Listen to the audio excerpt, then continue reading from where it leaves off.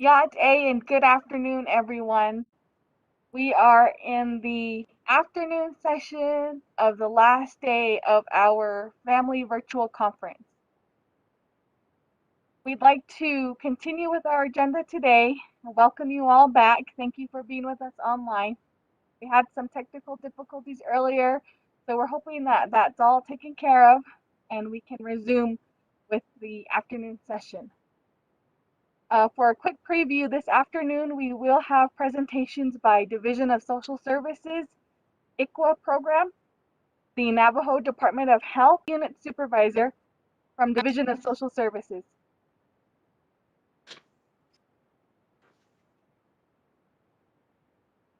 Good afternoon, everybody. My name's Lily Reed, and my Navajo clan is Yedina Twachin in Shlo. Lizathan Bashichin, Ishin, Edashachedo, Twitchin, Edashanala, Wada Salanchla. Thank you for this opportunity to share information about my program. I do have a PowerPoint presentation, and I will share that next.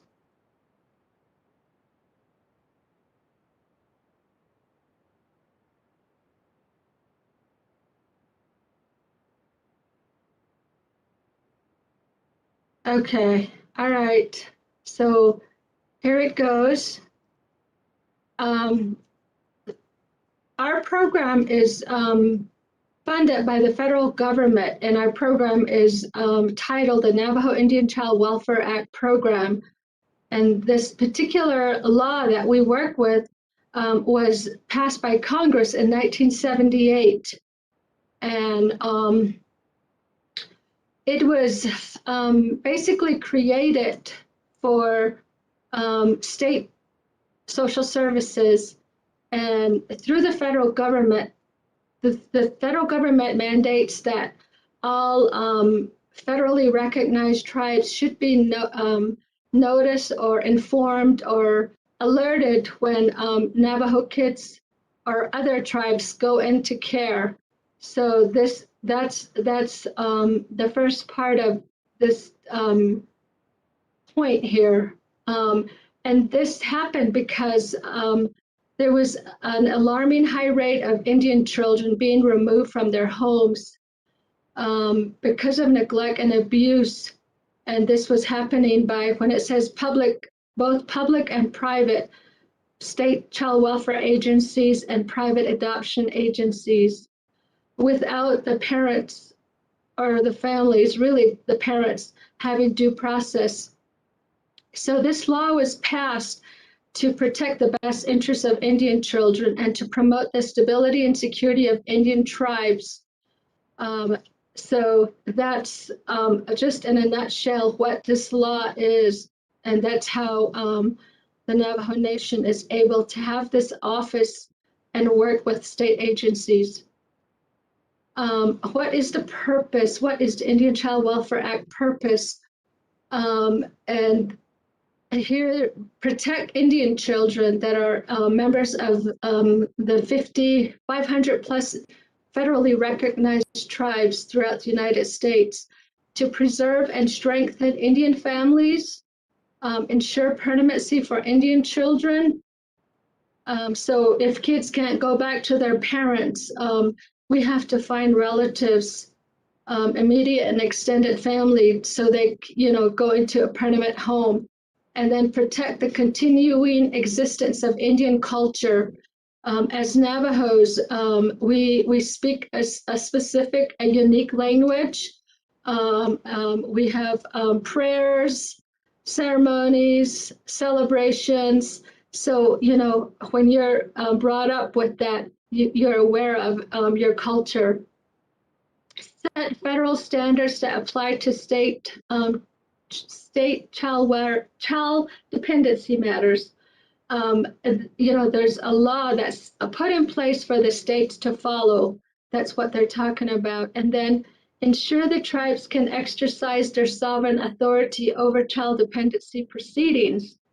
And that part, I guess when all this was happening back prior to 1978, there were social workers that were making decisions, non-native social workers, and they weren't providing, they were not culturally sensitive to the child dependency cases. So that's what it's referring to. And then where does ICWA apply? There's a map here down at the bottom. The Indian Child Welfare Act actually applies to Navajo children, other tribes residing outside the Navajo Nation boundaries. And then the child dependency cases actually originate from state courts across the United States based on allegations of abuse or neglect. These cases develop when Navajo children are involuntarily removed from a parent's custody due to allegations of abuse and neglect. And the Indian Child Welfare Act is a federal law that identifies a tribal interest when an Indian child is placed out of their home and placed in foster care and state foster care. So a lot of times people don't really understand that, but basically, here there's an outline that explains it. Where does ICWA apply? ICWA applies to a child custody proceeding involving an Indian child. And an Indian child under ICWA means that the child, this is just a direct quote from the ICWA law, an unmarried person under the age of 18 years old who is a member of an Indian tribe or is eligible for membership of an Indian tribe, and the child or children of and the child of a biological member. So, even if the child is not enrolled, but the mom is or the dad is, that qualifies or that makes them eligible. And how do you determine if a child is enrolled or eligible? Each tribe makes that determination. That's what the federal government honors. So for the Navajo Nation, you have to be a quarter Navajo to be eligible for Indian Child Welfare Act services. What if the child is eligible for more than one tribe? Parent and tribal determination of enrollment. And here, only one tribe can intervene on child dependency cases under ICWA. So that needs to be determined, preferably at the beginning of the case. So the parents need to make that decision. So yeah, that's how the Indian Child Welfare Act works. Where does Indian Child Welfare Act not apply? In custody disputes between parents. Example is in divorce cases, juvenile delinquency proceedings where the offense would still be considered criminal if the child was an adult. And also under tribal court, they don't do ICWA. And then let's see, the next slide, the Navajo Indian Child Welfare Act program intake process. We have an intake unit, and we have, let's see, several, Crescentia, Jackie, Mallory, those, and let's see, there's 2 caseworkers, 1 supervisor, and 1 social worker that do intake. So the Navajo ICWA receives ICWA notice. It's a legal notice, and we request to get those by certified mail. Because of the pandemic, we started accepting by email and fax, but in the end, we still need a certified mail. Coordinate and collaborate with state child welfare agencies to obtain all identifying information on the child or the children. And then we coordinate with the Navajo Nation Office of Vital Records to verify enrollment and to see if the child is eligible for enrollment. If the child is enrolled or eligible for enrollment, with the Navajo tribe, the case is open and assigned. If the child is not eligible for enrollment, the state agency is notified. that the child does not meet the enrollment requirements, and that particular referral is closed with our office. And then if the case is open and assigned, ongoing social worker is assigned to monitor the case until permanency has been established and the dependency has been dismissed. That's part of the intake process. And then under case management services, we have several social workers and one supervisors to do that. And here are the bullet points. I'll go over those. Coordinate and collaborate with state courts to attend all court hearings and provide ICWA expert witness testimonies at throughout certain areas of that court hearing. Initial dependency hearing. That's probably the first place. Coordinate and collaborate with the state agencies to advocate for the Navajo children to be placed in ICWA compliant homes and ensure provisions under ICWA is followed. So when a child comes into foster care, our first preference of this child being placed would be with immediate relatives. Other Navajo homes, it could be other Navajo homes that are not related to the child. Other Indian homes like a Hopi home or Apache home. We also conduct relative search on Navajo Nation for placement of Navajo children. Complete relative home studies for possible placement of Navajo children. Coordinate and collaborate with Ashina Anish program to certify Navajo relative homes as a licensed foster home. That's under, I believe, the foster care unit with the English terminology here. Conduct monthly home visits and provide report to state agencies and state court. Coordinate and collaborate with Division of Social Service Programs to support our Navajo families. Sometimes we have to make referrals to other programs like TANF, child care. Those are the two things. And then the Navajo Treatment Program. So that's how we work with other social service programs that are on the Navajo Nation. We also have to coordinate with Navajo Nation Department of Justice to receive legal guidance on cases requiring legal intervention and or transfer of jurisdiction. So that's some of the items that are under case management.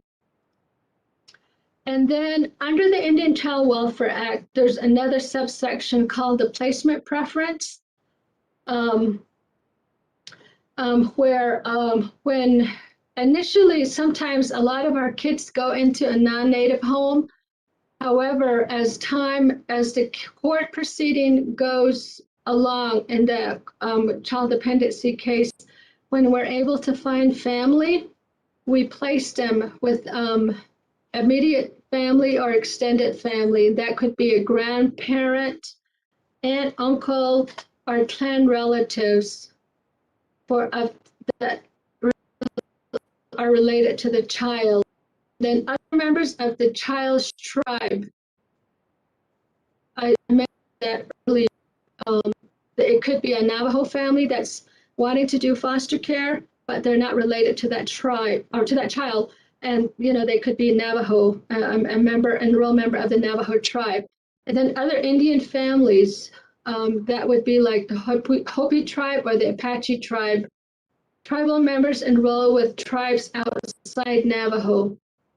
And then an institution for children approved by an Indian tribe or operated by an Indian organization which has a program suitable to meet the child's need.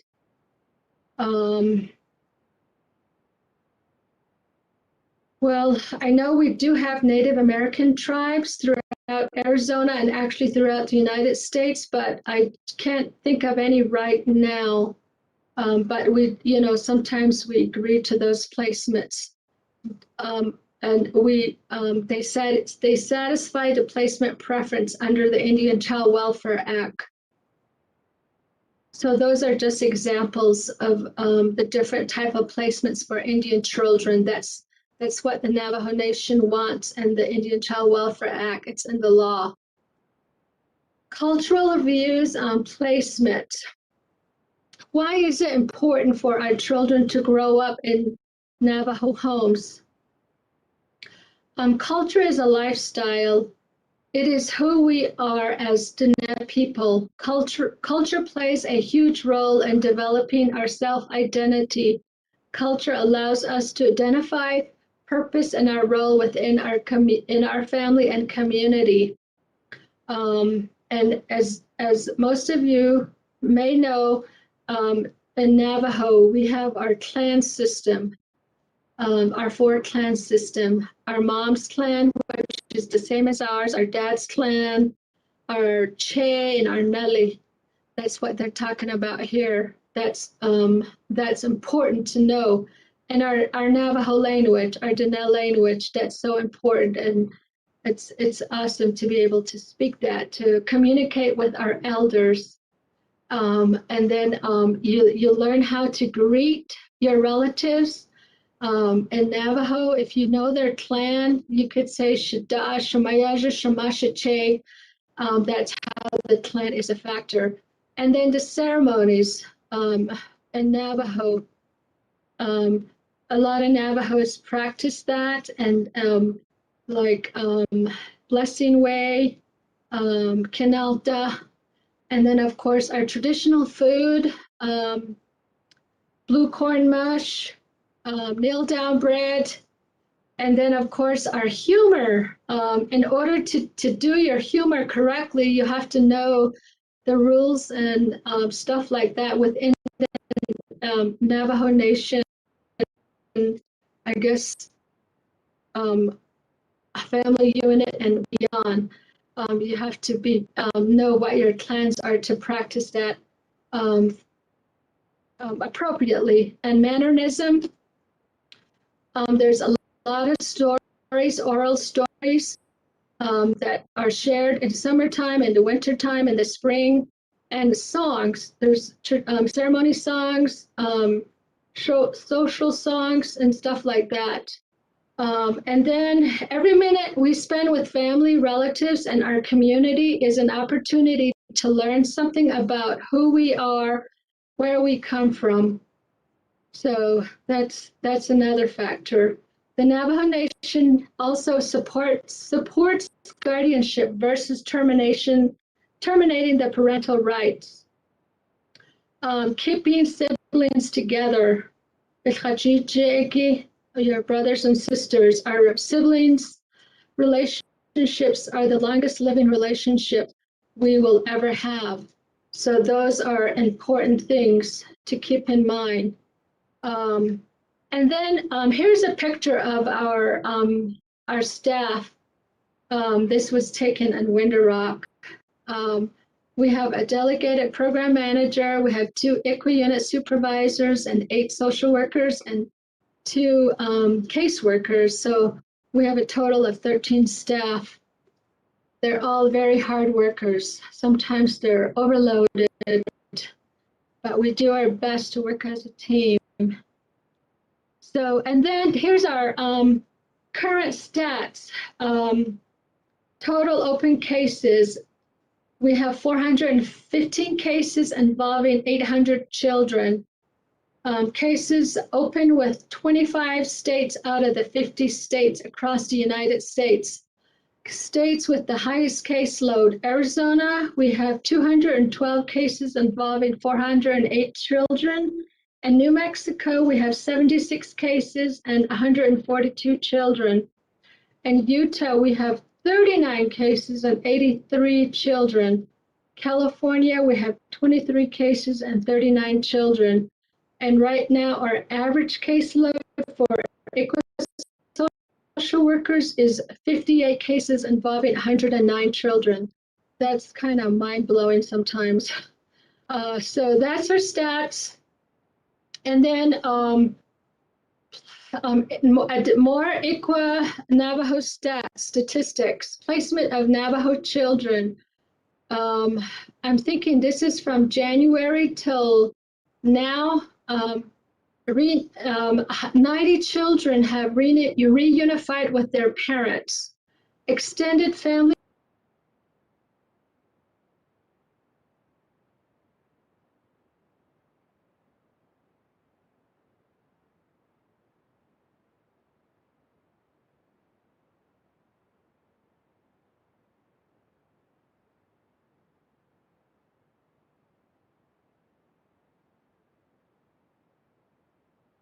in this type of home setting. We have 83 children in group home and residential facilities. And the ICWA of 1978 ensures that our Navajo children return to their parents and or their relatives. So that's what the law promotes for us. Become a foster parent or an adoptive parent for our Navajo children. We always need foster parents and adoptive parents. So if you're interested, please inquire with the foster unit, the foster care unit. Please ensure that your children are enrolled with the Navajo tribe. This should be done immediately after they're born, within 30 days. So that's our stats. And then here's just our contact information. This is actually at the National Indian Child Welfare Act. This office is located in Portland, Oregon. And then the Navajo Nation Foster Care and Adoption Program, they're in a separate office. They're not with us. So here's their information. State foster care. Contact your local social service agency for this information. You can Google it and get that information. And then I just want to say thank you again. I want to say thank you to my coworker, colleague, Cynthia So, that put this PowerPoint together. And she also got input from the staff here to do this. So thank you very much.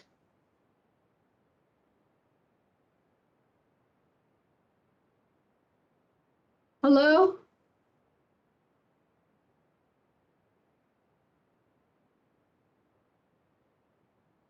Hi, good afternoon, and thank you for your presentation, Lily.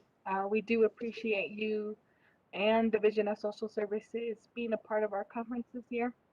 We'd like to thank you for all your work you're doing over there. So, Thank you. mhm. So right now, our next session will begin at 2 p.m. with Being Prepared in a Public Health Emergency with Ms. Shauna Jim James from Public Health Education Program with the Navajo Department of Health. At 3 p.m. to 3:45 p.m. will be our cyber safety presentation by Police Lieutenant Felicia Williams from Division of Public Safety. And then we will finish out our 2021 virtual conference this evening from 6 to 7 p.m. with a session by Mr. Chance Rush. So again, all the sessions will be live streamed here. If you are unable to catch any of the sessions, you can watch those at a later date and time on the Navajo Nation OPVP Communications YouTube channel. So we thank you for staying with us here. We will take a little break until 2 p.m. when we bring the session from Navajo Department of Health. Thank you. Ahiha.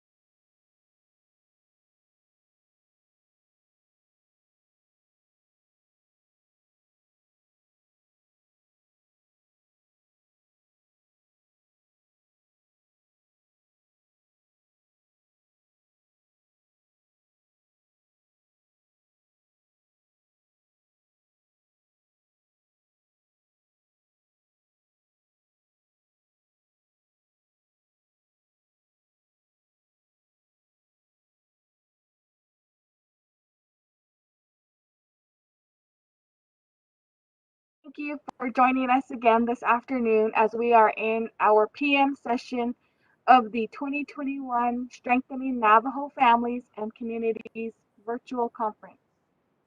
This afternoon, we have Ms. Shauna Jim James from Public Health Education Program with the Navajo Department of Health. Shauna? Yate, good afternoon, everybody, and thank you for joining us.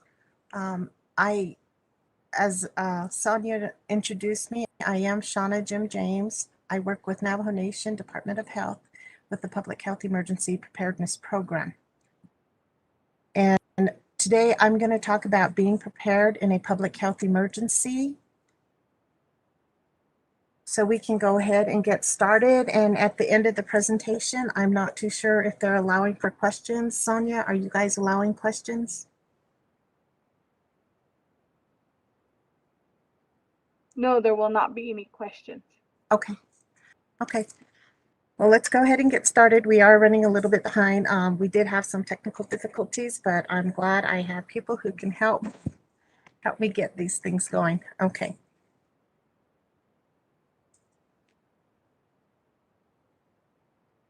Okay, let's go ahead and start with what is a public health emergency.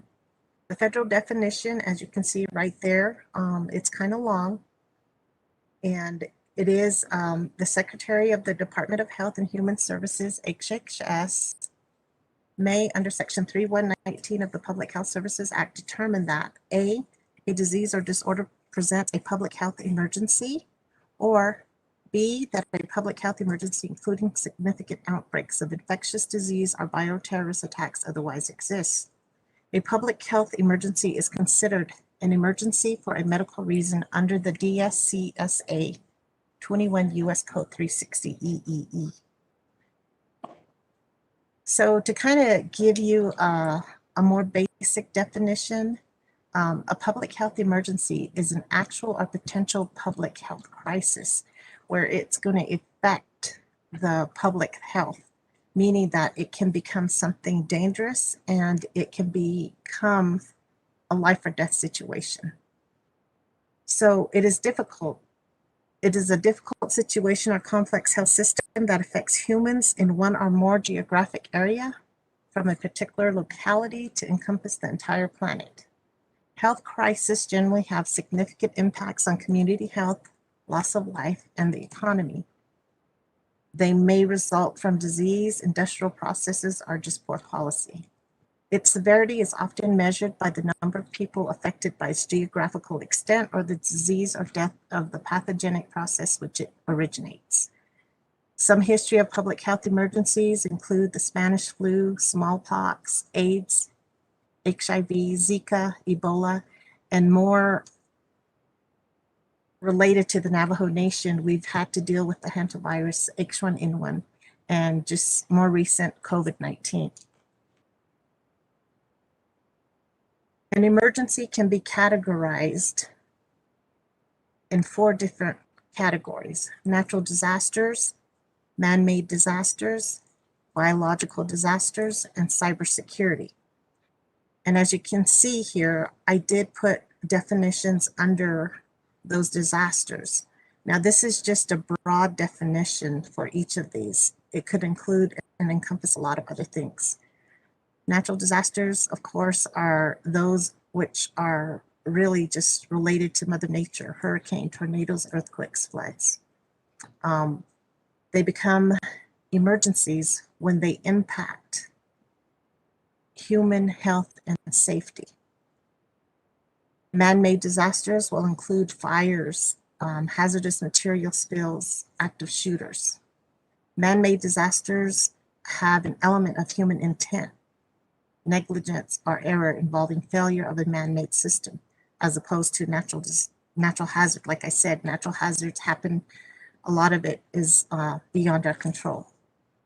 Then there's biological disasters, which include chemical warfare, infectious diseases. And that's currently what COVID-19 is. It's an infectious disease, so it would be considered a biological disaster. And the fourth one is cybersecurity. And this has to do with internet and power. It consists of technologies, processes, and controls designed to protect systems, networks, and programs, devices, and data from cyber attacks. When you lose a lot of these, because we're so dependent on technology these days, if there were a cybersecurity attack, it could really impact the way that we live our daily lives in this day and age. As you may or may not know, a couple of weeks ago, Gallup lost their internet services, and it was kind of a situation that I know a lot of people got frustrated by. So it is important that we do prepare for cybersecurity attacks. Under public health emergency, one of the things we do is we work with it's overall emergency management, but we work under the Department of Emergency Management. Emergency management has 15 emergency support functions, and we work in collaboration and coordination to address any kind of emergencies, threats, or hazards. And the aim is to reduce the harmful effects of these hazards and disasters, including diseases.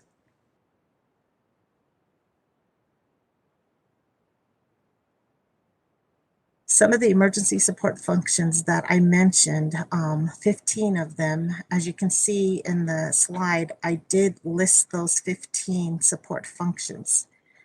And they all work with Department of Emergency Management at some level, depending on the emergency. And as you can see, Department of Health, Public Health Emergency Preparedness, we are emergency support function number 8.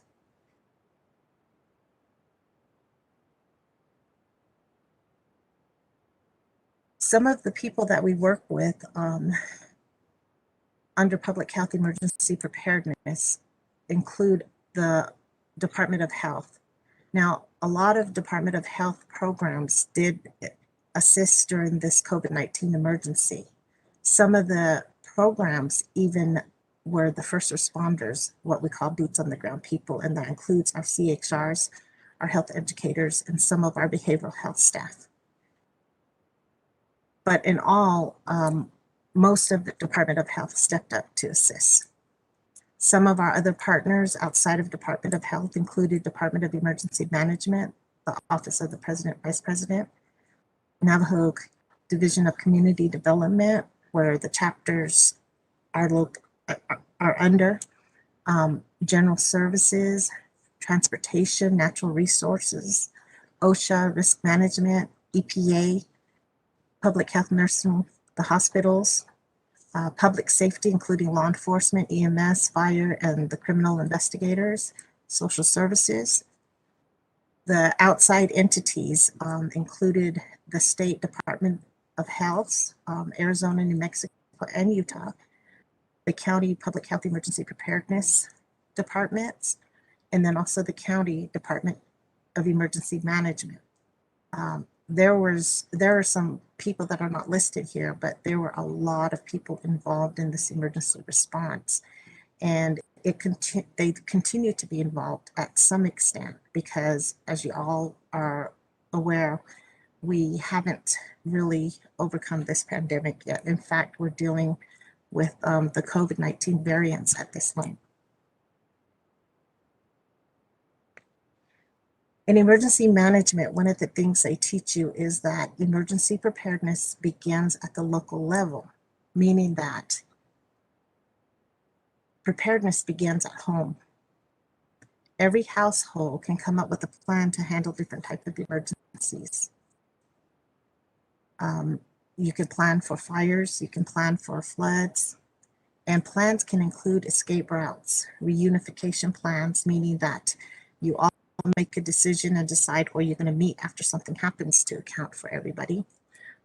List of emergency contacts, that could include your next of kin, and also your ICE contacts, which is your in case of emergency contacts. You can establish roles and responsibilities for your family members. Who's responsible for the household pets? Who's responsible for grandma or grandpa who may be in a wheelchair? One of the initiatives you can take is to learn first to get trained in first aid and CPR. Another thing you can do is list resources, including supplies to support your emergency, which would be basic emergency supply kits. They can be prepared for your home and for your automobiles. A basic emergency supply kit can include the following recommended items: water, and it does include there 1 gallon per person per day for several days for drinking and sanitation. Food, at least a 3-day supply of non-perishable food, meaning canned goods, something that won't spoil. And this would include food for your pets, your household pets. Prescription medications, if anybody has a health condition and has to be on prescription medications, you want to make sure that they have those medications. Battery powered or hand crank radios. It does say that NOAA weather radio with tone alert. If you have that, that's great. Flashlights, and don't forget batteries for your flashlights. Blankets, first aid kits. Some considerations for situations more applicable to the Navajo Nation, because we are unique, and some of the things you want to think about is food for your livestock, your sheep, your cows, chickens, generators and fuel such as gas, firewood, coal, kerosene, butane, lamps, candle. Emergency contacts, again, next of kin, your neighbors. You can even include the CHR, the PHNs, your local police, the hospitals, EMS, social services, maybe the community senior centers or your chapter houses. And they can even include your chapter officials or other respective, council delegates for your area, for example. Under a declared Navajo Nation public health emergency, you can reach out to the Navajo Nation Department of Health or the Navajo Nation Department of Emergency Management Emergency Operations Center, which is currently what we have set up for this COVID-19 pandemic. Typically, there's a process when an emergency happens. And if an emergency reaches a level beyond local capabilities, reaching out to others is vital. The way that it works under emergency management is, again, emergency preparedness begins at the local level. Once that emergency reaches a level where you're not able to handle it alone, you'll go to the next step, which is usually your community. That would include your chapter houses, your senior centers, even your churches. If the emergency continues to get bigger and it goes outside of the community capability, then you go to the next step, which is the tribal government. And in this case, that would be the Navajo Nation. That would include Department of Emergency Management, Department of Health, Social Services, EPA. Again, this is contingent on the type of emergency that you have. If the tribal government is not able to handle the emergency and it gets bigger, then we move up to the county. From there on, it goes to the state, and eventually we ask for help from the federal government. But that's typically the process for any emergency. Hopefully the emergency doesn't get too out of hand that, you're able to handle it at home or at the community level.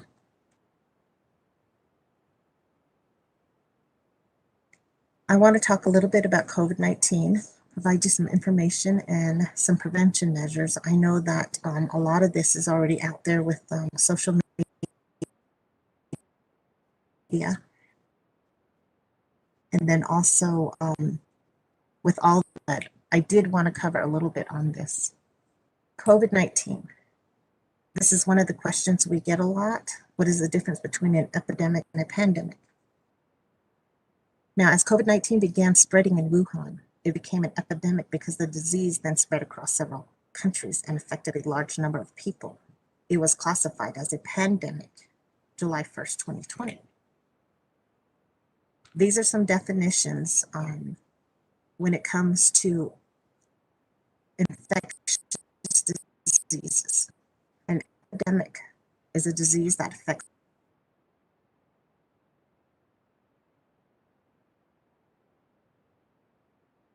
countries or continents. That's where we're at now, because this COVID-19 pandemic is now, it's affecting the whole world. An endemic is something that belongs to a particular people or a country. An outbreak is a greater than anticipated increase in number of endemic cases. It also can be a single case in a new area. If it's not quickly controlled, an outbreak can become an epidemic. So an outbreak will lead to an endemic. An endemic will lead to a pandemic. A pandemic or an epidemic can lead to a pandemic.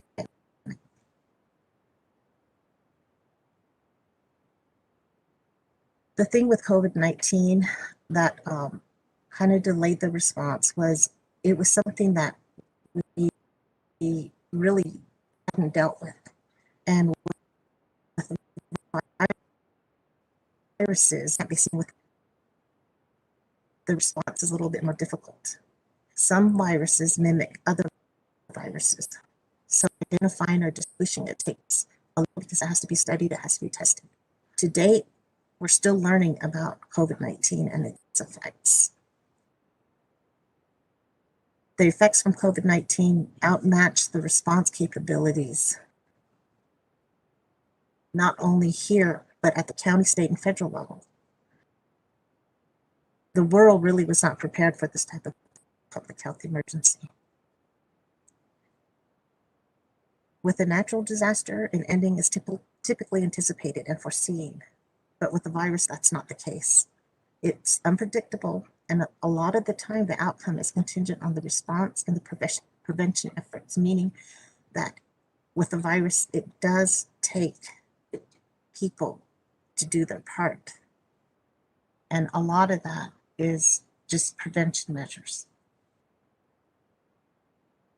COVID-19, right now on the Navajo Nation, we're seeing cases of the Delta variant.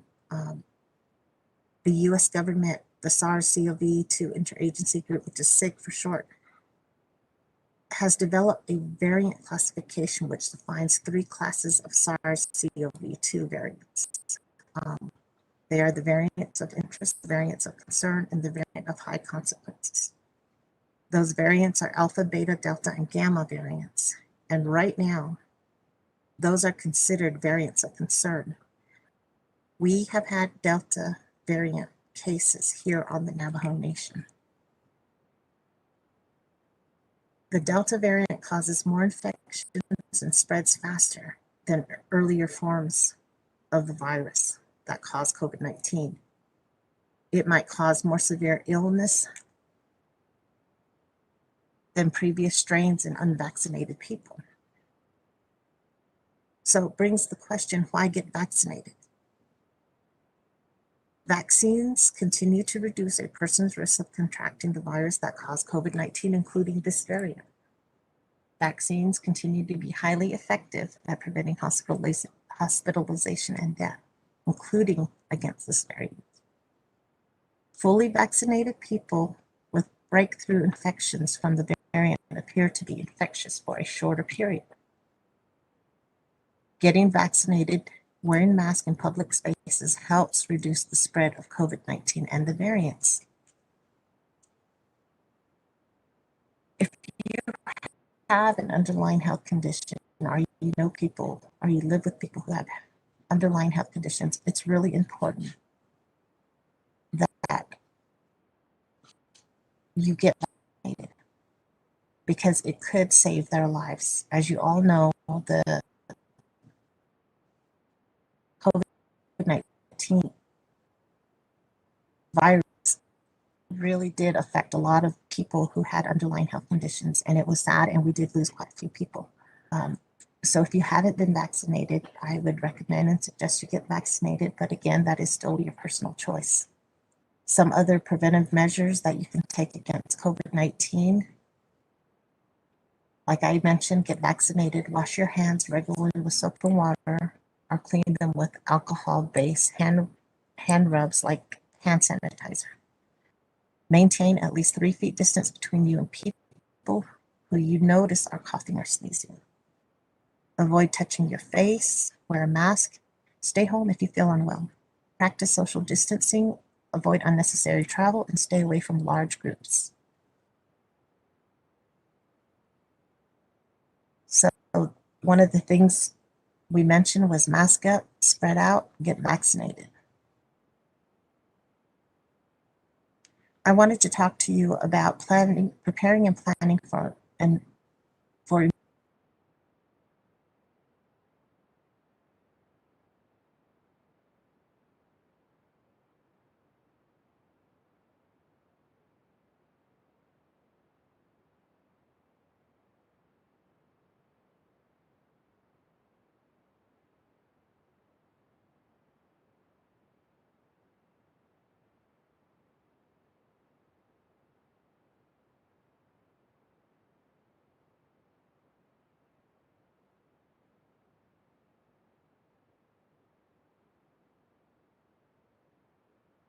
preparedness.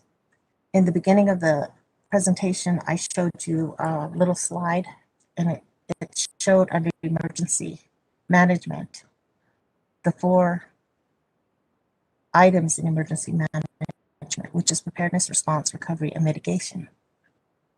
So step 1 in this peanut butter sandwich emergency would be preparedness. Okay, you're going to first do an assessment, which means you're going to identify, inquire, assess, and manage.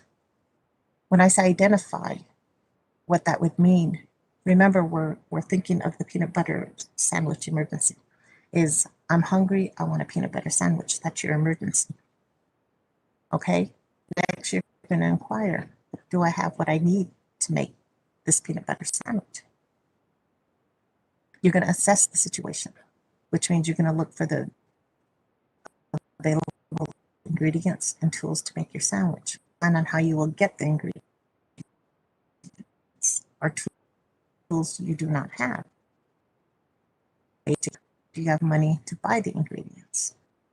Based on your assessment, you come up with a plan to put your, so the end result is you get a peanut butter sandwich.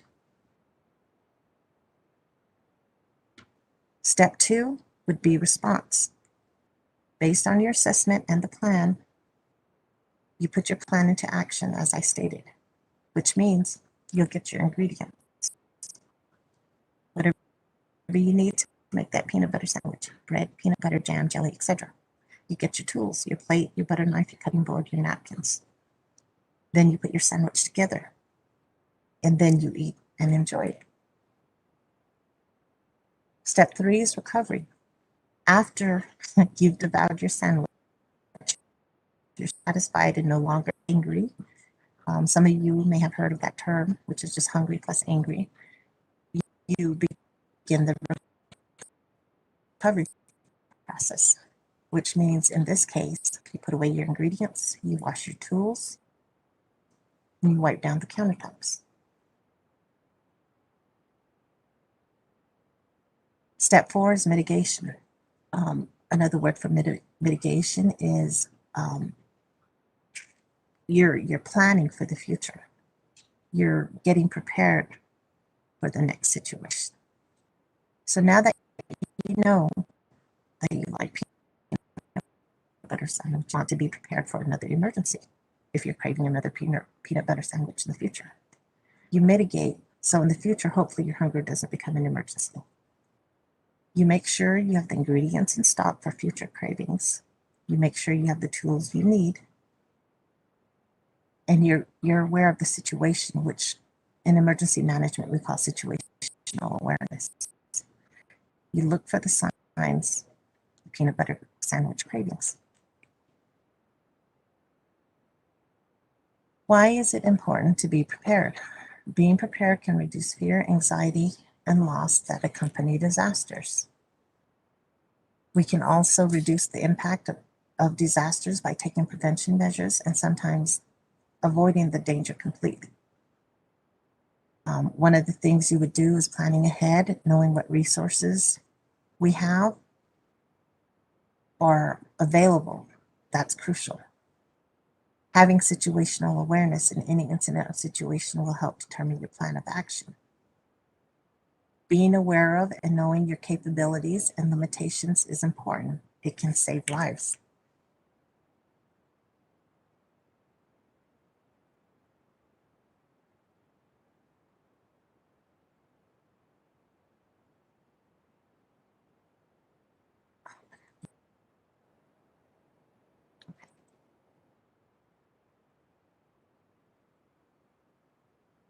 Okay, so overall, my discussion on public health emergency preparedness is every day in life, we plan for things. What we have to do now, after the experience with COVID-19, is we know we have to be a little bit better prepared for situations like this. And it's just not this situation, it would be any kind of a situation. It could be in your home, like I said, you can come up with a plan, a fire escape plan, if there was ever a fire in your home. Come up with a plan, be prepared for it. Just being prepared will reduce, again, fear, anxiety, and losses. Even in your vehicle, you know that you need to have a spare tire in case your tire goes flat. You know you need to have gas.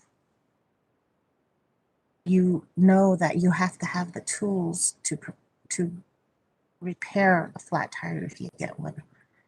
You can prepare your car for even the winter, and they normally call that winterization. It can be in your home or it can be in your car. Having an extra blanket in your car, having some water in your car, having a flashlight in your car, having jumper cables in your car, all of that is part of preparedness. Same thing in the home. You have canned goods in your home. You have candles or flashlights in case the power goes out. We're all aware of how to be prepared for things. So this shouldn't really be, it's something that we should already know. But I wanted to cover a little bit about this, and I really hope that the peanut butter analogy helped out somehow, just to give you guys a visual of what it means to be prepared.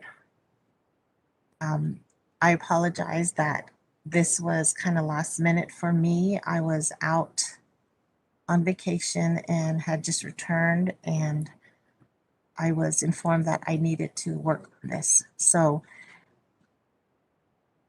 I hope at some point that you were able to take some information from this. I want to thank everybody for being online, for participating in this conference. And if you want to ask any questions or you're curious about some things, you can call our offices at, I can give you a number. It's 928-871-6525, or you can email us at scjimjames@navajo-nsn.gov. We're also listed in the Navajo Nation phone book under bioterrorism, which we were formerly known as, and that came about after the 9/11 attacks. You can reach out to Department of Health and you can ask for the Public Health Emergency Preparedness Program, which is PHEP, HEP for short. I want to thank again everybody for participating, and I hope you all have a good Friday and a nice holiday weekend. Thank you.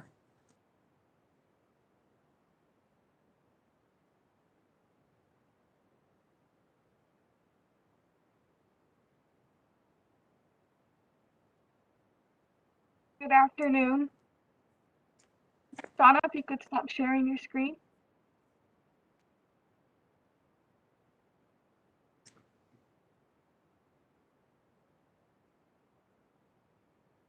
We will continue our afternoon session for day 3 with our final session for the afternoon, Cyber Safety by Police Lieutenant Alicia Williams.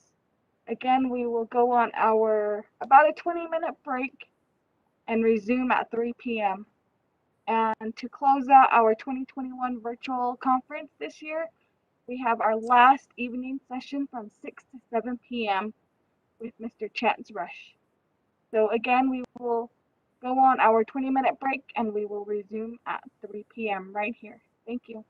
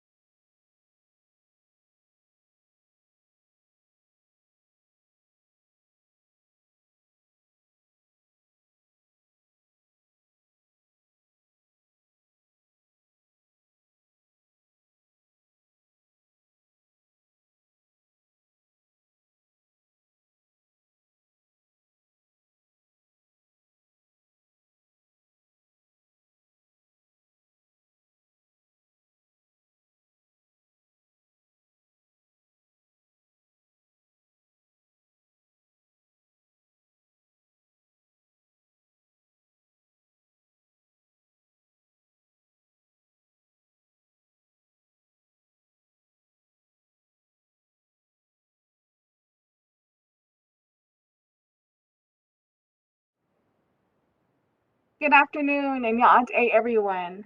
We are in the final stretch of our 2021 Strengthening Navajo Families and Communities virtual conference. I'd like to thank everyone who was able to tune in and catch a session or two. Thank you. We really appreciate it. This is all for you.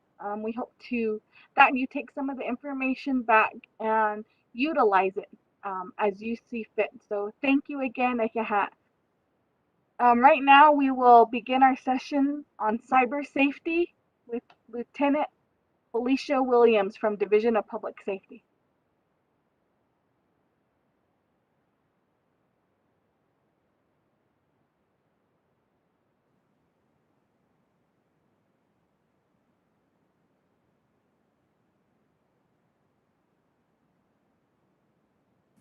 Good afternoon.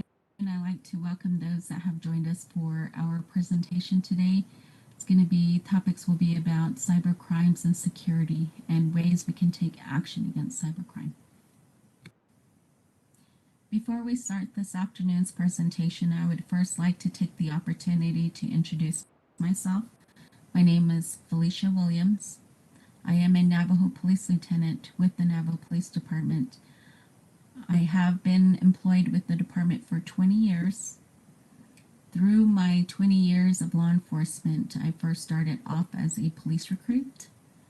I became a police officer once I got my peace officer's commissioning. Then I did promote into the Office of Internal Affairs as an investigator. I did hold the title as a police sergeant for about 8 years. I stayed with the office, and I did promote back into the Window Rock Police District as a police sergeant. And with my recent promotion this year in January of 2021, I was promoted to a police lieutenant. So during my years of service, I've obtained several certifications. One is going to be my general instructor certification. I am a background investigator, also a background adjudicator. I do have my certification as a field training officer. So my clans are Tkabahe Nashlon, Twitchini Bashichin, Nakadanee Deshiche, Maidishkishi Deshanele. That is who I am as a Navajo woman. So we're going to go ahead and talk about cyber crimes and security. So we're going to go ahead and go to the next slide. For our objectives today, we're going to have an understanding of the World Wide Web, the advantages and disadvantages. We're going to provide general awareness in the types of cyber crimes. We're going to define what a cyber predator is. And we're going to be talking about the steps of reporting an incident. And we're going to be talking about the safety tips. So the next slide that we're going to see is just an icebreaker. I'm putting it in there because I feel that this is a point in the afternoon where you need a pickup moment before we get into this presentation. So I hope you enjoy the video.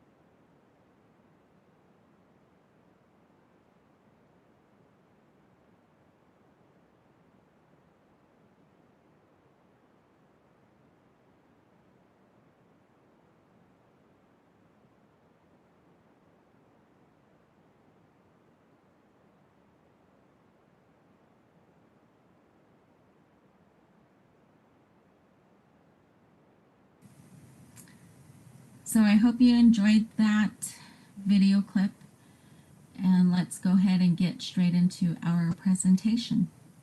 Let's talk about the cyber world. And when I'm talking about the cyber world, there's another world aside from what is seen, and it's more in the virtual reality. So when we're talking about the cyber world, we're going to be talking about computing, information, technology, and virtual reality. We're going to be talking about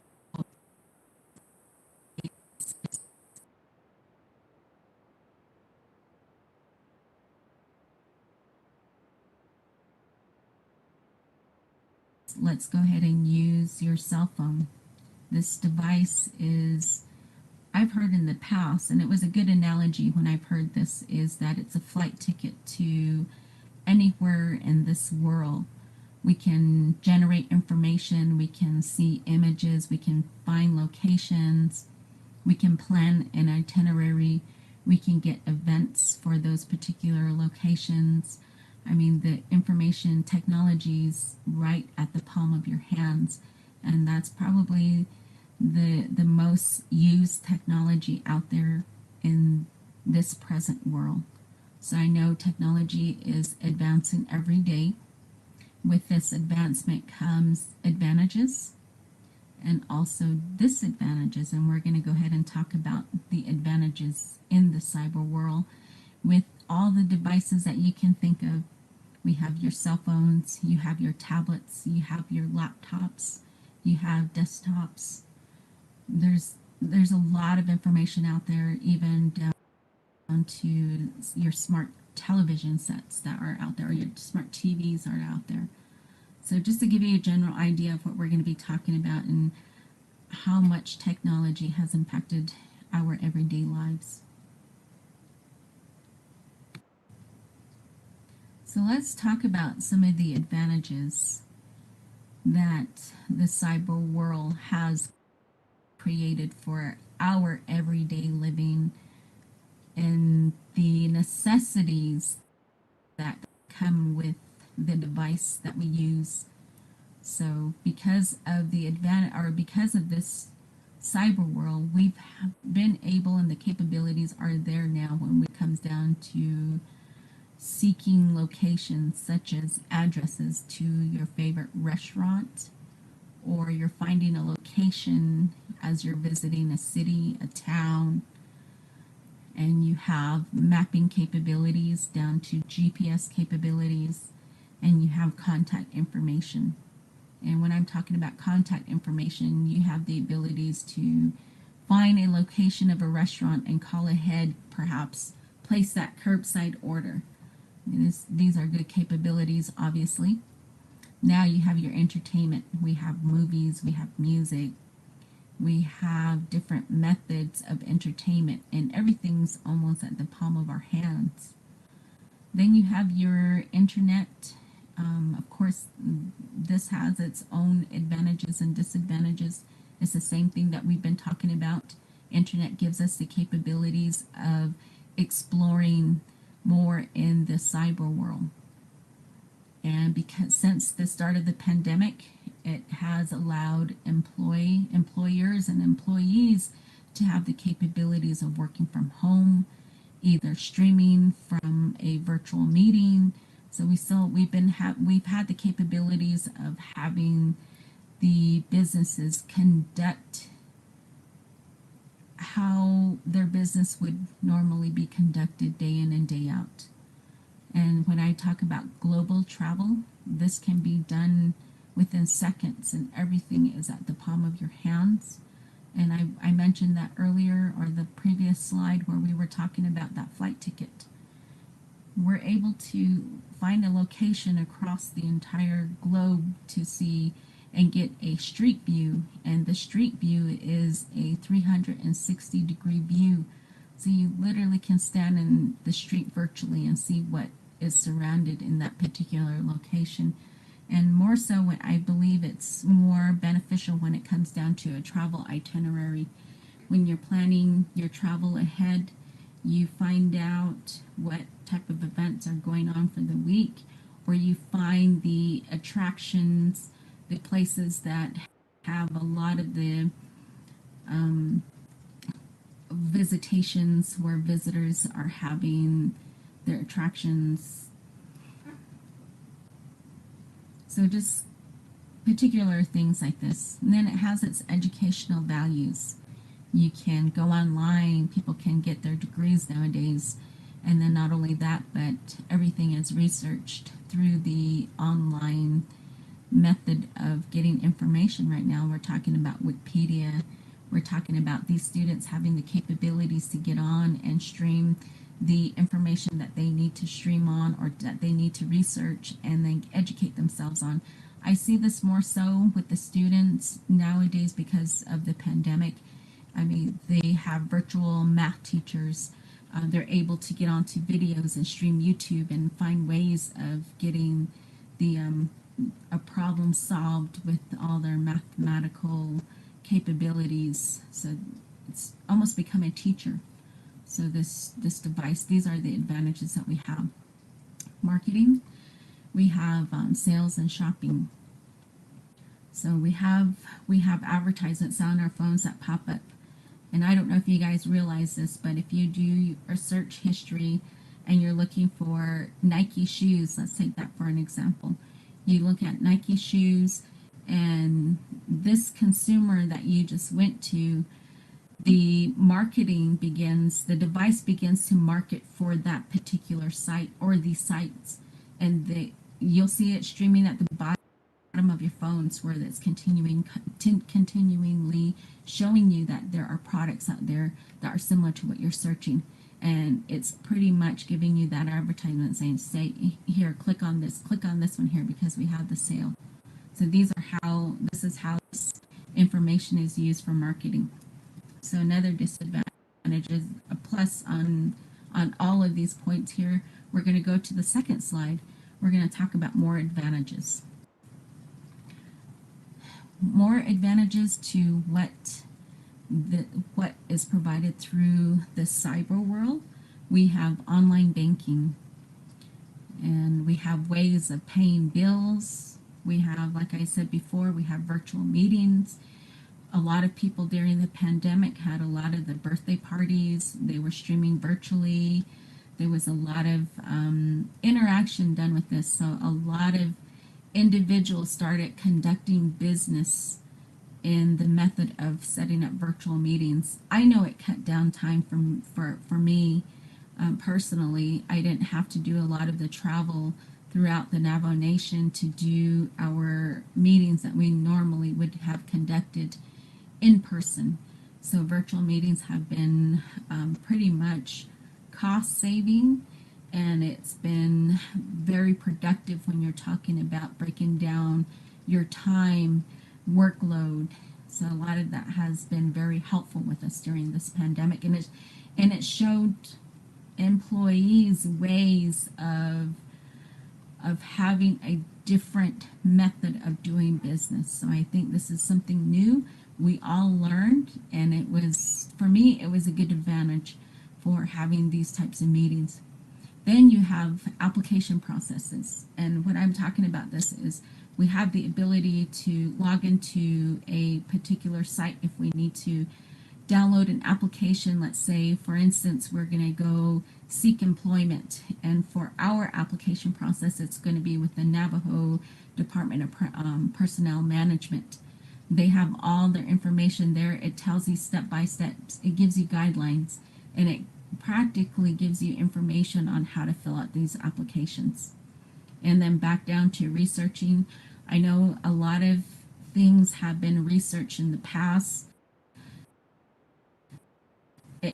It's a good tool. It's a good tool. It gives law enforcement on our part some good information because we have to resort back to some case laws. We have to educate ourselves when it comes down to doing business out there. And this is for law enforcement. And I know most of you guys, when you guys are researching things, it could be a travel itinerary. It could be the travel from and to a location. So there's a lot of different things that people can do out there in researching. And then we have cloud storage. the ability to have a cloud storage is something that I like the fact that it can store particular amounts of information out there, and they're available. And this is more, it's, I would just say, enticing because and fully available. It's just a matter of making the payments to this particular cloud and saying, hey, go ahead and store all my information in there. So let's now move to the advantages of social media. When we're talking about social media, we're talking about Facebook, we're talking about TikTok, we're talking about Snapchat, we're talking about all the other popular social media sites, all the applications that you guys may be downloading out there. And what it was intended to do was reach a large group of audiences. What they meant by this is the more you guys download the app, the more popular their site becomes, and they generate money from this. They get revenues from how many people are visiting the site, how, you know, they're pretty much like the hot ticket in town. So a lot of this information is there, and like I said, it's meant to reach large audiences. And it gives you, and it gives an individual a direct connection with the audience. And when I say this is, you have a lot of YouTubers out there, and this is coming from the younger generation. They like to watch particular videos, and they have a particular person that they will follow. So the ability to have this one particular person connect with the audiences is generally what it is. So they're advertising for themselves. They're trying to generate these audiences and saying, hey, come watch this one here, because it comes down to funds. And it also gives them the ability to advertise, promote certain products out there. You'll see this with the Kardashians. Let me use them for an example. They became a hit television show, and with that they started doing a lot of promotion with a lot of their fashion, cosmetics. So this is where they're able to generate the large audiences and their ways of marketing product. So they begin to build a brand, promotion of sales, and able, as audiences, we're able to evaluate their performances. We begin to generate a reputation with the promoter, so to speak. So if we have these social media, these individuals that we follow, it just gives us the opportunity to see them visually, and then we have they start to gain rapport with the audiences. So I think that's pretty much the advantages of social media. So we'll go ahead and go on to the next slide. So down to the bottom line. The bottom line is the internet and social media provide people with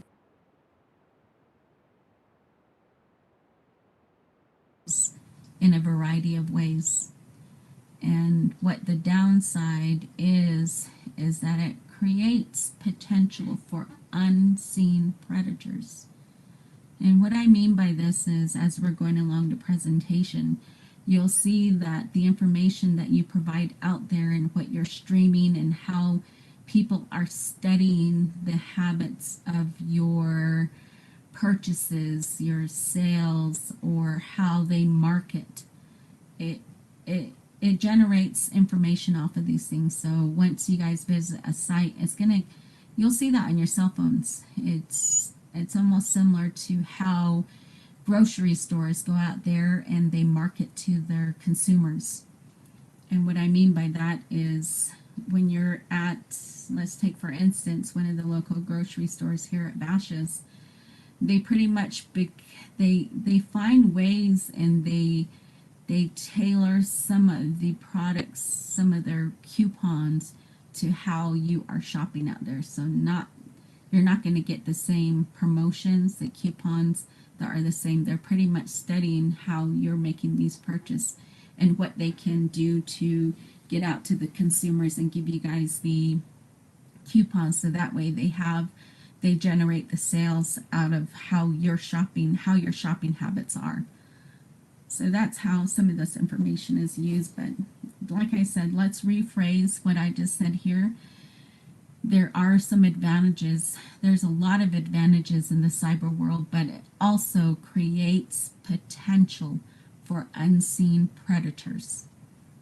So let's go ahead and start going into the definition of what is cybercrime.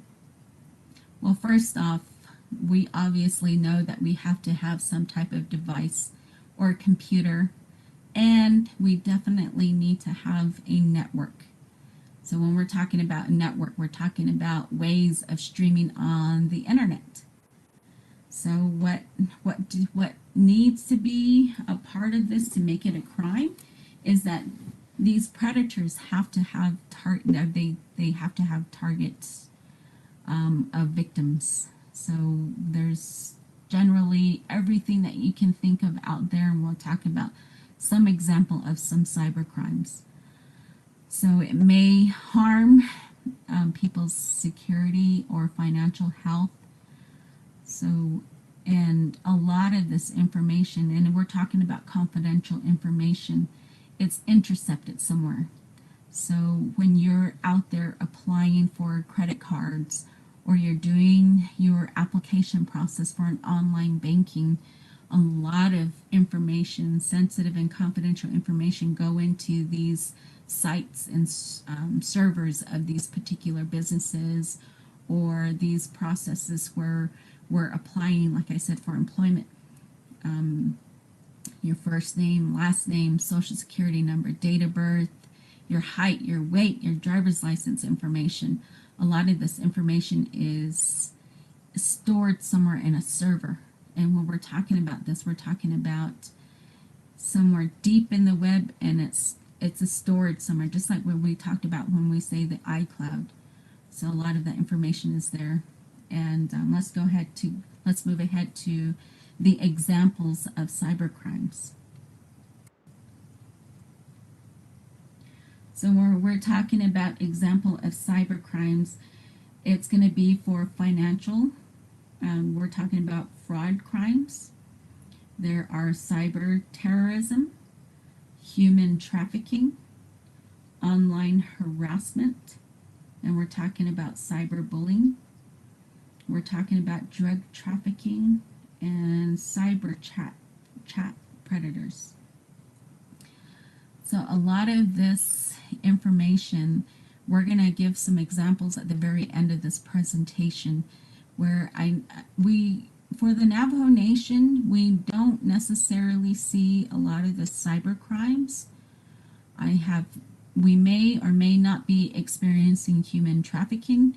I haven't myself investigated any type of human trafficking, and I'm unaware if there are any that have been done, because we do serve a large community on the Navajo Nation, so I haven't heard of one. And I just use this because it does play a role in some of the cases that you hear nationally or globally. And we do have online harassment. We hear more about this at the local schools. We have a lot of cases that we have investigated, and a lot of the officers will go in and they'll do a documentation, and if it needs further investigation, then we try to work with our Navajo Nation criminal investigators at this point to make sure that we're covering all aspects of these types of harassment. When we're talking about harassment and we're talking about cyber crimes, I know telephone harassment is not a cyber crime. However, it links to these types of crimes in the cyber world, because generally when we're out there, our cell phone numbers are public, so to speak. So when we're talking about these ways of having potential spam callers, and some people have that on their cell phones, these are ways that they're trying to combat the use of your cell phone numbers or even contact numbers out there. So we'll talk about a little bit more about our telephone harassments that we have generated with the Navajo Nation Police Department here with the Window Rock Police District, because I've investigated a few of these things before. And we'll just talk about it a little bit more. But as far as coming back to the school, we've had a lot of what we have done to come back and try to provide educational information regarding cyberbullying. Was before the pandemic and before the shutdown, we've had a lot of requests for presentations at these schools. And I think it was about education. Once you get educated on the fact of these topics, and it's not so bad moving forward with how it's going to be handled or what we're going to do to help the situation. And then when we're talking about cyber chat predators, this is something that is more present now, especially among the younger generation.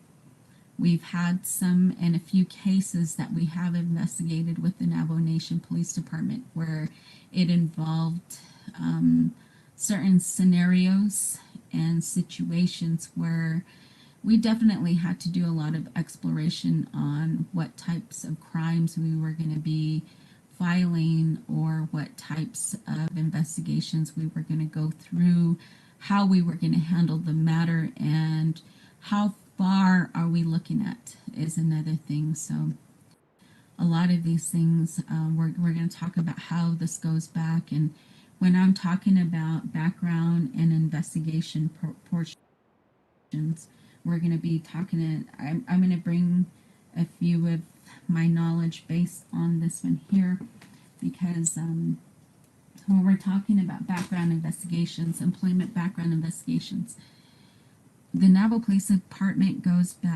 far back into the lives of our applicants. We can go far back into their juvenile records and then find out what type of student or what type of person this, or how they handled themselves during their juvenile days. So a lot of this, and what people and young people don't understand is there's a footprint out there. When you begin to use a lot of these applications and site, they're pretty much leaving tracks behind, and it gives us the ability to come in to seek what ultimately who and what this person is, and who we're going to be hiring for the general public out there to serve as police officers. So it does come back down to your background. So if you are parents out there and you're listening to this presentation, take time to talk with your children and educate them about the dangers of what these chat sites can bring, or the influences and perhaps the encounters they may have. They may not be very open to talking about what goes on in certain areas with their applications, but it's best to know what is being done and how it's being said. So we'll go through that a bit more. Let's go ahead and talk about how cyber crimes are investigated. Depending on the jurisdiction, and for the Navajo Nation, our laws have not yet been created.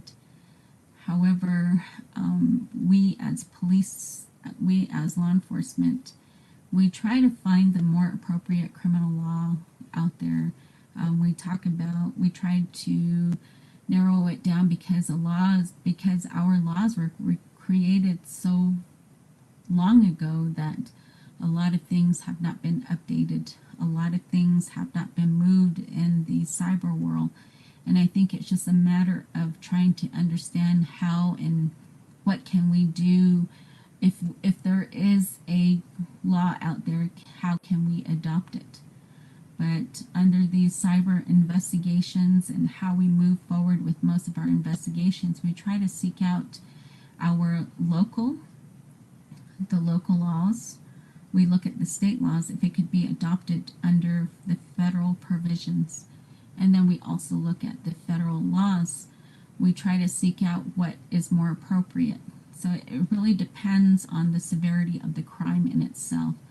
So for now, if there's anything, we'll talk about ways of getting these incidents reported to the police department. So that way it gives you the ability to understand what can be done at that particular time.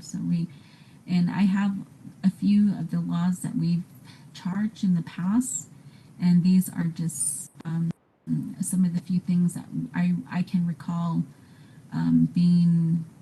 having the ability to investigate. So when we're talking about the stalking, it really depends. We need particular elements to a crime. If it's reported to us, then we'll ask the questions. We'll generate what really happened, how much of the information was shared, and we'll ask whether or not they know who these individuals were that they were talking to. And then we're going to be talking about telephone harassment. We usually, when it comes down to fraud, we've had cases in the past where we had to do a lot of the online banking fraud. We've had people take particular individuals' bank cards, and they're able to take out money, and a lot of this stuff is being done. And what necessarily happens in most of these cases with the bank is they'll ask for a police report to be generated, and then they take the investigation on their behalf. We normally don't get any type of feedback on most of these cases, so I know what generally starts these types of fraud cases is we have to generate that police report. So let's talk about cyber predators, and we'll go ahead and move on to the definition. So what a cyber predator is anyone who uses the internet to prey on victims by taking advantage of someone sexually, emotionally, or financially. And since the start of the pandemic, this has caused children to spend even more time online and away from friends. So we're going to go ahead and move on to a few slides, and the next few slides is just images, and we'll go on talking about what we mean by cyber predators. So we're talking about unknown and unseen predators when we're dealing with the cyber world. We don't know who is behind a lot of the servers, the people that create these types of things, and we don't know how generally these businesses are conducting business when it comes down to cybersecurity.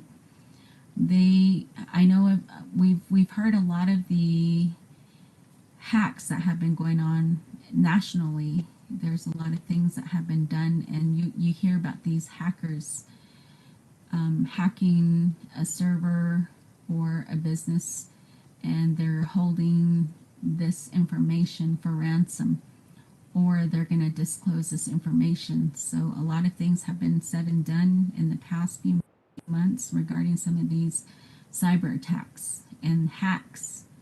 So be careful what information you share out there. It's the same thing. Don't share much of your information. Make sure it's a secured site. And when you do get something in the mail that says this is a potential risk that most of these incidents happen where you may have been, or their company has encountered these hacks, keep your documentation with you. File that particular letter somewhere, because it's going to play an important role if anything should happen. And we're talking about identity theft when you're talking about a lot of this stuff. So a lot of things here, you're looking at social media sites, you're looking at chat, everything that the internet has created has a potential risk when you guys are putting out your information like this. So you're literally putting your banking account information when you're paying your bills, you're doing your routing, when you're trying to get all this information done. I know it's very simple. I know it's more practical nowadays to just get online log in and make that payment happen, or you guys can do these post payments before. So be careful what type of information you're generating out there. And what these predators seek from their victims, or how they seek out their victims, is through a site. And we're talking about these applications: Facebook, TikTok, Snapchat. You have these predators seeking these sites. And then you're talking about servers. When we're talking about servers, it's where a big function or a big site such as Facebook, when everybody is streaming into this Facebook and you guys are visiting and trying to seek out what information is out there and how the information is shared among your friends, so to speak. This information is storing anything and everything you're doing on that activity site. It's moving this into a site or into a server, and that server is storing all this information, all the activities that you have done. So we can practically come in there and then find information from years back if we had to. So you'll hear a lot of these information when you're listening to a case investigation on Dateline, 2020, 60 Minutes. You hear a lot about how they go out and they seek information regarding an individual cell phone. That cell phone is the same thing. It sends information to a particular server. It depends on who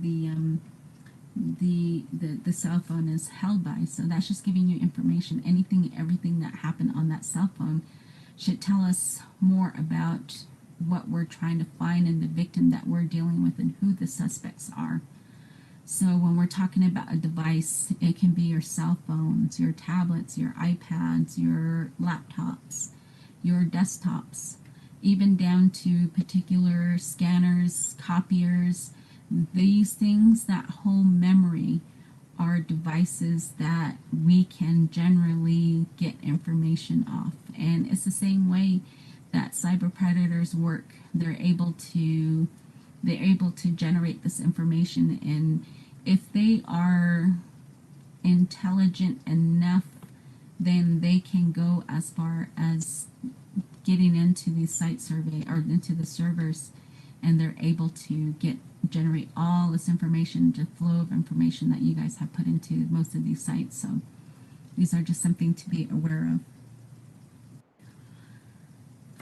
I'm hoping that this image hits home.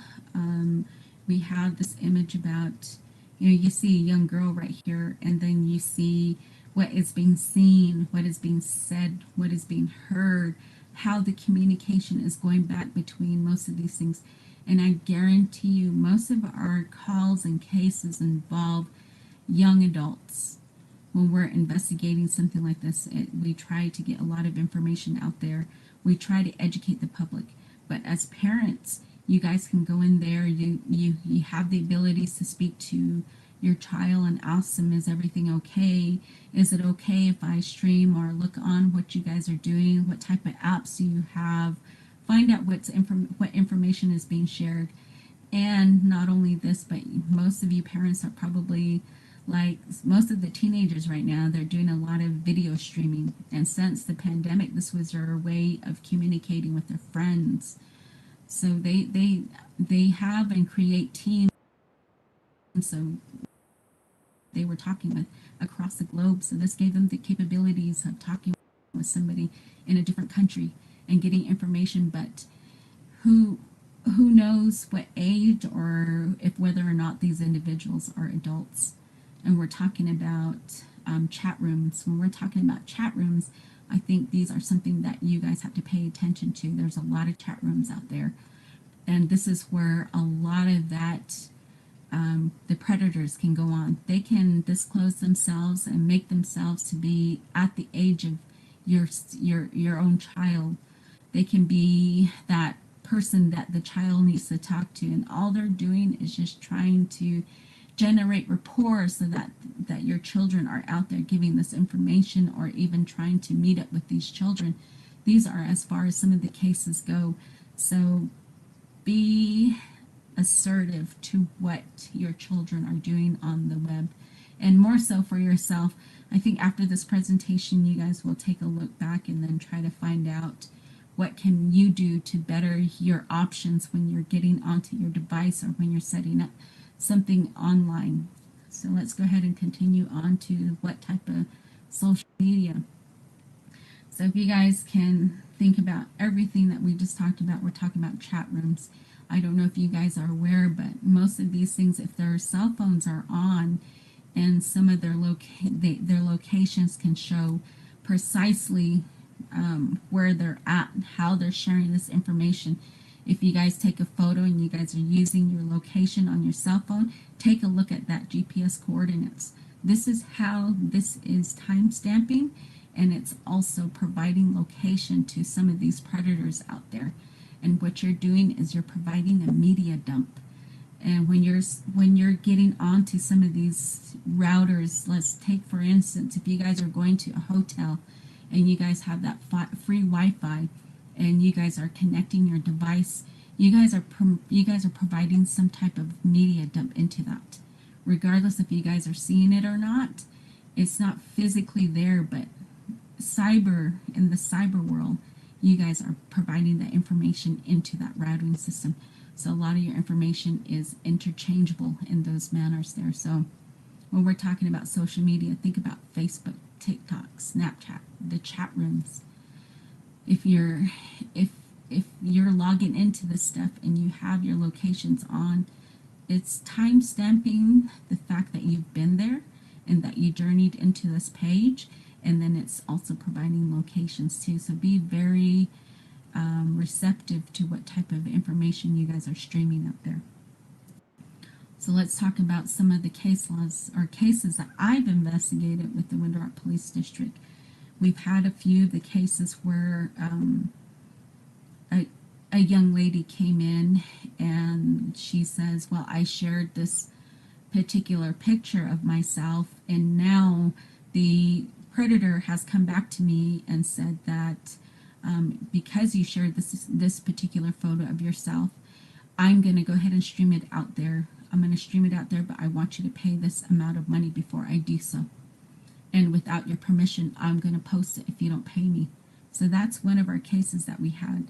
That case, it was documented and it was referred to criminal investigations. So let's talk about some of the telephone scams. I know a lot of it will hit some elderlies. With my time being at the Winter Park Police District, I investigated more than 4 cases there, and it was all telephone. It was all a telephone scam. Like I said, your information is out there, the contact information. So it's just a matter of these individuals seeking out the number and making that particular phone call. So be very aware of what's being out there.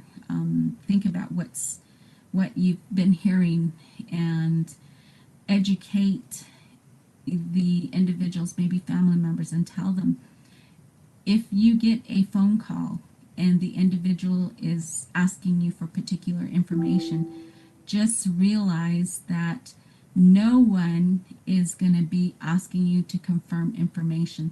Stop the phone conversation right then and there. Document, try to get as much information as you possibly can from whoever is calling you. Ask them for a contact number, and then see if you can ask them precisely what either a police department or which business that they're calling from. And then stop the phone call. Call these particular agents, or call the location and ask them, this is what I got, this is a phone call I took just a few seconds ago, I'm just confirming this information. But make sure it's the main number to that particular business or even to the law enforcement, because one instance we had an elderly take a call saying that her grandson was arrested and being held at a particular location in another state. Whether or not she was able to verify this information, she wasn't. So they went ahead and instead of going too far, they had asked the elderly to go ahead and withdraw some money to bail out the grandson. And before this was all happening, there was information that was shared and family members had stopped their parent before the withdrawal was made, and then called us with law enforcement and reported the incident. So a lot of these things are happening out there. So be careful. Talk to your elderlies. Let them know that if they're getting a phone call, just stop the conversation. If it's very important, I'm sure that this business will get a hold of them, or even talk to them when they have the opportunity to do so.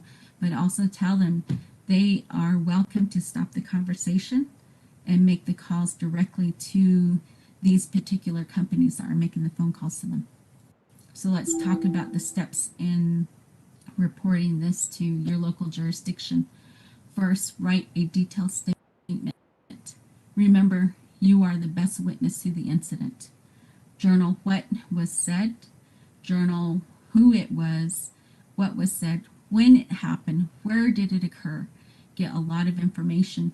If you can hear something behind that, and detail the information, because it could be good information. It could create the investigation. It could move forward. Like I said, we have to look at our tribal laws first, and if it meets the elements to a federal crime, then we must certainly move the investigation into that avenue, rather than just seeking it at a local level. So get all the information you possibly can. Make sure that you provide us a statement. Call the police department. Most times they'll ask you to provide a written statement and then come in person to the police department, so that way we can generate some information, and then you can have that one-on-one conversation with the officer. And make sure, if you have questions, write them down before you have that meeting with the officers, so that way when you're conveying the information out there, that you have a clear and concise mind, and that you're covering all the questions you may possibly have on this particular incident. So let's go into the safety tips. Use antivirus software. Where you have your capabilities, make sure you'll see this mainly on your computers. And nowadays you can get this software off of your cell phone. Insert firewalls. So try to get the habit of doing these things, and uninstall unnecessary software and applications. If you don't need that application, just uninstall, so that way you're not getting a lot of this information. So even with applications on your cell phones, it's a way of marketing, and they have ways of tracking you, getting this information. So, and always maintain a backup of what you need to do on your computer. Check your security settings. Most cell phone companies now, they offer the ability to do a lot of the search and scans of your cell phones. So make sure you're gearing towards that. Stay anonymous and choose a genderless screen. And what I mean by that is, don't promote yourself so much out there. They can use a lot of this information, and I think you guys have seen the popular show Catfish. There's a lot of ways that they do a lot of searching with a lot of photos. Just try to stay back, and then just try to be out. Just don't give too much information is pretty much the bottom line. Never give your full names or addresses to any strangers. Ask them if you, like I said, that telephone harassment, make sure you guys are ending the call. Ask them for a contact number. Obviously, you're not going to be calling that number back. You're going to find the main number to the company or to a police department, because that was used, or even a corrections facility. Find the main numbers through searching the web, and then get that information and try to confirm whether or not this is happening. Yes, we do document a lot of these telephone harassments or telephone calls that these individuals have gotten. So documentation is going to be the one thing that I'm going to promote out there. Learn more about internet privacy, and change passwords as often as you can and keep them confidential. So the true practice in this whole thing is trying to switch off. If you guys have a chance and the ability to do so, log off of your data and unplug from the internet most of the times. If you have to do it, do so if it's a matter, but be smart and pay attention.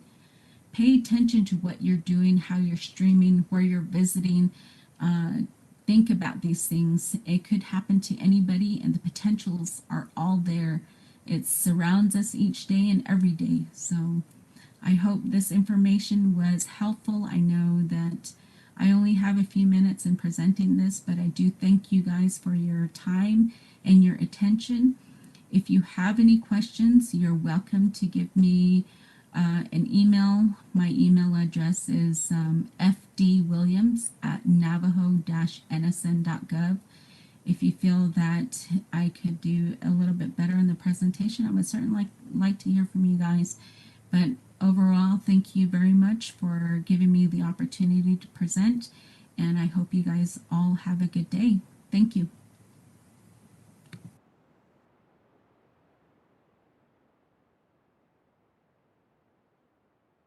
Thank you for that presentation, Lieutenant Williams.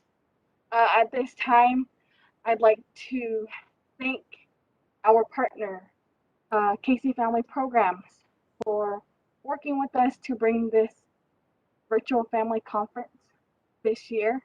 I'd also like to thank the Navajo Nation Division of Social Services, Navajo Department of Health, Navajo Division of Public Safety, Department of Education, Navajo Veterans Administration, Navajo Nation Telecommunications and Regulatory Commission, the Office of Miss Navajo Nation, and Mr. Ryan Chi from Luke Elementary, as well as Mr. Joshua John for his presentation earlier this morning. Thank you to those divisions and programs who participated in bringing this year's conference. Lieutenant Williams' presentation concluded our afternoon session for day 3. This is our final day of the conference, and we have one more session this evening from 6 p.m. to 7 p.m., which is a Youth Talking Circle by Mr. Chance Rush. So please, we ask that you tune back in this evening at 6 o'clock to watch the final session here, which will close out our 2021 Strengthening Navajo Families and Communities virtual conference. Again, thank you to everyone who logged in to watch from your remote areas. We continue to ask that you all stay safe